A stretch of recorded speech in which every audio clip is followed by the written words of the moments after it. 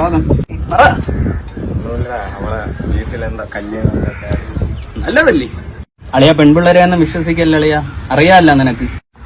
ശരിയാവില്ല അളിയ, അവൾ ഇങ്ങനെ ചെയ്യുന്ന പ്രതീക്ഷിച്ചില്ല. നിനക്ക് ഞാൻ നോക്കിയ പെണ്ണിനെ അറിയാല്ല. എന്നറിയാതെ അതാണ് ലൈഫ്. അവളെ ഇൻസ്റ്റാഗ്രാം എടുത്ത് നോക്കണം.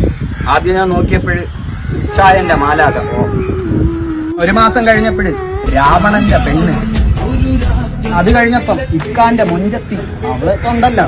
അത് ഇനി നിന്റെ ലൈഫിൽ അവൾ വന്നാൽ നീ നോക്കോളി അവളെ? ഒരിക്കലും ഇല്ല. രണ്ടാമതൊരവസരം ഇല്ല. ഇത് ഭ്രമയുഗമാണ്, കലിയുഗത്തിന്റെ അപശബ്ദം. അല്ലെങ്കിൽ നമ്മൾ വിഷയത്തിൽ നിന്ന് തെന്നി മാറാണ്. ഇതിനകത്തൊന്നും ആളില്ലല്ലോ. നമ്മളെ ക്ലാസ്സിലെ മറ്റൊരു പെണ്ണുണ്ടല്ലോ, ആ പെണ്ണിന്റെ പറഞ്ഞു തരാൻ. അതാണ് നമ്മൾ ചെയ്യാനുള്ളത്. അത് നമ്മുടെ ഇതെന്തോ കാര്യമായിട്ട് പറയാനുണ്ടല്ലോ.